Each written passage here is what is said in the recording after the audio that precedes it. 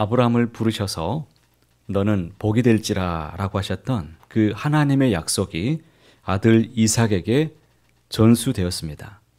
그 아브라함을 부르신 것은 하나님께서 아브라함 자신에게만 주신 복이 아니었습니다.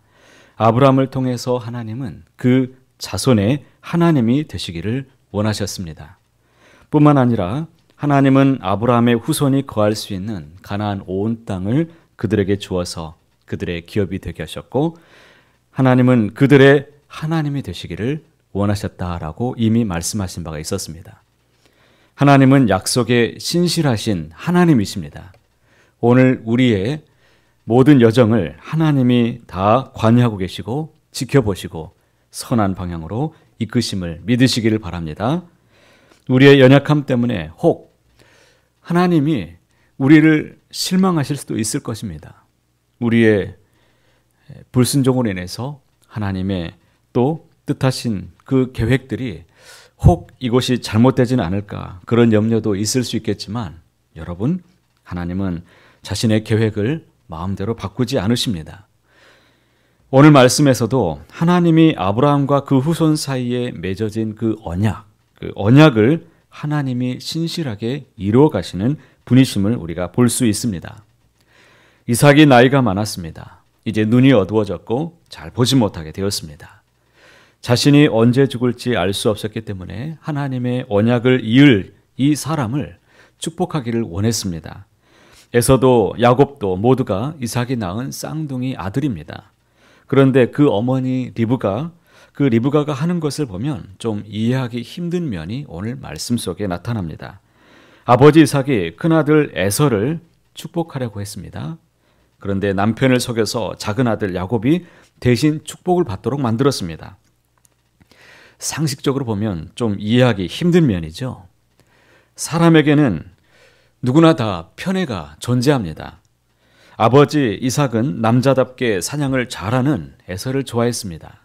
그러나 어머니 리브가는 조용하고 집에서 일을 잘 돕는 그런 야곱을 아마 더 좋아했습니다. 과연 야곱이 에서의 축복을 가로챈 이 사건이 편애 때문에 일어난 결과일까요? 그렇지 않습니다. 리브가는 하나님의 약속을 성취하려는 의지가 강했습니다. 하나님의 언약을 이루기 위해서 이 자신의 용기, 결단이 필요했습니다. 그래서 그녀는 용기 있게 결단한 것입니다. 그리고 야곱은 그 어머니의 뜻에 순종했습니다. 하나님은 리브가가 에서와 야곱을 임신하였을 때 이미 하나님의 언약을 이미 받았습니다. 큰 자가 어린 자를 섬길 것이다 라는 약속을 이미 주셨습니다. 리브가는 한평생을 그 약속을 마음에 간직하고 잊지 않았던 것이죠.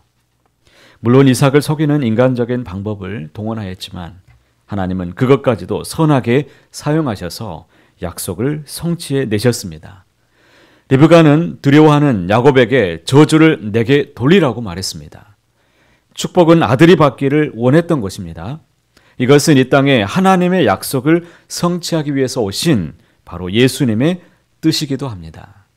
예수님은 우리가 받아야 될 저주를 자신에게 다 돌리셨습니다.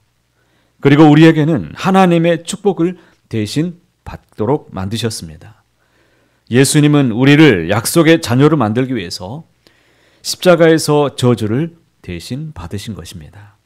주님의 그 사랑과 순종 때문에 저주를 받아야 하는 나는 영원한 생명을 지금 얻으며 지금 살아가고 있습니다. 야곱에게는 그를 하나님의 약속과 축복으로 이끌고 간 리브가가 있었습니다. 예수님은 우리를 위해서 십자가를 지심으로 저주에서 축복으로 옮겨주셨습니다. 주님은 그 주님의 사랑이 우리를 살려주셨습니다. 또 한 가지 오늘 말씀에서 살펴볼 수 있는 내용이 있는데, 리브가는 그렇다면 어떻게 윤리적인 문제를 뛰어넘어서 이삭이 야곱을 축복하도록 도울 수 있었는가 하는 부분을 우리가 좀 생각해 보아야 됩니다. 23절 말씀에 보면 이삭이 분별력을 잃었다라는 것을 우리가 알 수 있습니다. 그녀에게는 영적인 분별력이 있었습니다. 나이 많은 이삭은 눈이 어두웠다라고 말씀합니다. 그런데 이삭은 육신의 눈만 어두웠던 것은 아니었습니다. 마태복음 6장 22절 말씀에 보면 눈은 몸의 등불이니 그러므로 내 눈이 성하면 온 몸이 밝을 것이요 눈이 나쁘면 온 몸이 어두울 것이니 그러므로 내게 있는 빛이 어두우면 그 어둠이 얼마나 더하겠느냐라는 그런 말씀을 주셨습니다. 이삭은 영적인 눈도 분별력을 다 잃어버리고 말았습니다. 왜 그렇습니까? 당시 에서는 창세기 26장에 두 명의 가나안 여자와 결혼해서 부모의 마음을 근심하게 했었습니다. 또 장자의 명분을 경홀히 여기고 야곱에게 팥죽 한 그릇에 하나님의 언약을 팔았던 장본인이었습니다. 결정적으로 25장 23절 말씀에 보면 하나님의 선택을 받지 못하였습니다. 그런데 이삭이 당시의 관습과 별미를 통해서 에서를 축복하고자 했던 것은 영적인 분별력을 상실한 그러한 행동이었습니다. 그러나 리브가는 영적인 분별력을 갖고 비록 윤리적으로는 용납하기 어려웠지만 하나님의 축복이 그 하나님의 뜻대로 이어질 수 있도록 여러모로 이삭을 도왔던 것을 볼 수가 있습니다. 마침내 이삭이 리브가의 도움을 받아서 하나님의 뜻대로 야곱을 축복하였습니다. 그런 예가 성경에 곳곳에 있습니다. 시대를 역행했던 역사적인 일들, 어떤 일들이 있었습니까? 히브리 산파들이 왕의 명령을 거절하고 믿음으로 히브리 남자 아이들을 살려냈습니다. 아주 용기 있게 행동한 거죠. 자신들의 목숨을 내놓은 행동이었습니다. 그때 하나님은 믿음으로 행동한 히브리 산파들에게 은혜를 베풀어 주셨습니다. 기생 라합은 어떻습니까? 그녀 역시도 목숨을 내놓았습니다. 동족을 배반하고 정탐꾼을 숨겨주었습니다.